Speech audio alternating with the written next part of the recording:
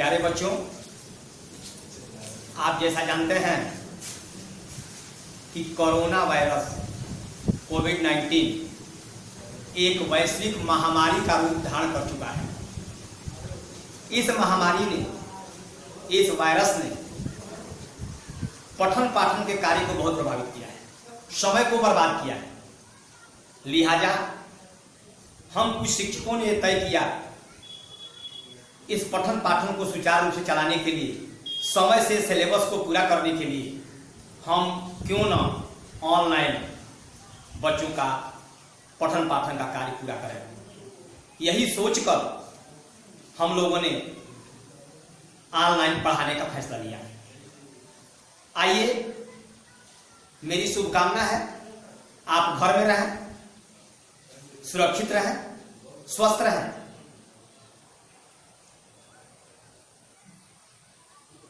Ten CBSE काव्यांश का पहला पाठ है सूर के पद। इस सबसे पहले मैं आपको यह अवगत कराना चाहूंगा कि सूरदास साहित्य में उनकी क्या भूमिका थी। सूरदास को साहित्य का सूर्य कहा जाता है और तुलसी को शशि, चंद्रमा। केशवदास ने कहा है, सूर्य सूर तुलसी शशि उडयन केशवदास। सूरदास का जन्म 1478 ईस्वी में रुनकता में हुआ था तथा इनकी मृत्यु 1583 में पारसौली नामक ग्राम में हुआ था। सूरदास साहित्यिक कवियों में उनका अग्रणीय स्थान रहा है। सूरदास ने, जैसा कि प्रमाण है, 125 लाख पदों की रचना की। इनमें इनके 3 ग्रंथ अति महत्वपूर्ण है। पहला है सूरसागर, दूसरा है साहित्य लहरी तथा तीसरा है सूर सरावली। ज्यादा विस्तार में नहीं जाना चाहता। अब मैं आपको सूर के पद पर विशेष रूप से इसकी समीक्षा करना चाहता हूं। ध्यान दें और सुने। उधो तुम तो अति बड़ भागी, उधो तुम हो अति बड़ भागी। अपरस रहत स्नेह तगाते, नाहिन मन अनुरागी। पुरैन पात रहत जल भीतर, तारस देहन दागी। ज्यों जल माहम तेल की गागरी, बूंदन ताको लागी। प्रीति नदी में पाँव न बोर्यो, दृष्टि न रूप परागी। सूरदास अबला हम भोरी, गुर चाटी ज्यों पागी। ध्यान दें। उधो तुम हो अति बड़ भागी। गोपियां उधो को संबोधित करते हुए कह रही हैं कि हे उधो, तुम बड़े भाग्यशाली हो। उधो तुम हो अति बड़ भागी, अति बड़ भागी, बहुत ही भाग्यशाली हो। चूंकि ऐसा नहीं है, उधो भाग्यशाली नहीं है, उधो तो अभागा है। गोपियां व्यंग कर रही हैं। क्यों अभागा, उनको भाग्यशाली कर रही हैं, लेकिन वास्तव में वो अभागा है। उसका कारण है, अपरस रहत स्नेह तगाते। स्नेह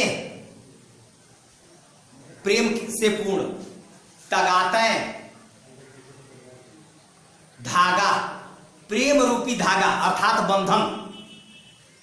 अपरस, अपरस अछूते, भगवान से स्पर्श उनका नहीं हुआ।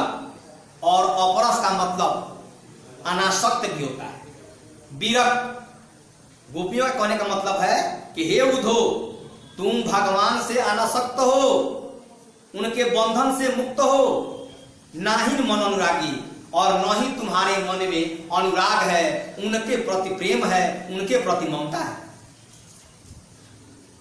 हे उधो पुरैन पात रहत जल भीतर, पुरैन मने कमल, पात मने पत्ता। जैसे कमल का पत्ता हमेशा जल में डूबा रहता है, लेकिन रस देह न दागी, लेकिन उसके देह पर, कमल के पौधे पर रस मने जल, पानी का कोई प्रभाव नहीं पड़ता है, दाग नहीं पड़ता है। ज्यों जल माय तेल की गागर, तेल लगी हुई गागर बूंद न ताको लागी। आप देखिए किसी मिट्टी के घड़े पर तेल लगा दें और उसको पानी में डुबावें, देखेंगे उस घड़े के ऊपर तेल का कोई प्रभाव नहीं पड़ेगा। गोपियां कहने का मतलब यही है कि हे उधो हमेशा 24 घंटे प्रभु के नजदीक रहते हुए, अति नजदीक रहते हुए, उनके सानिध्य रहते हुए भी तुम्हें उनकी कृपा प्राप्त नहीं हुई है। तुम उनके सामर्थ्य के बारे में नहीं जानते हो, उनके व्यवहार के बारे में नहीं जानते हो। ठीक तुम्हारी वही स्थिति है जैसे कमल का पौधा जो है पानी में डूबा रहता है, लेकिन पानी का उसके ऊपर कोई प्रभाव नहीं पड़ता, वही ठीक तुम्हारी स्थिति है। हे उदो प्रीति नदी में पाउन बोरियो दृश्य न रूप परागी। गोपियां का कहने का तात्पर्य है कि हे उदो आप प्रेम रूपी नदी में अपना पैर डाले ही नहीं। जब आपने प्रेम रूपी नदी में पैर डाला ही नहीं है तो भला प्रेम की परिभाषा आपको कैसे पता होगी?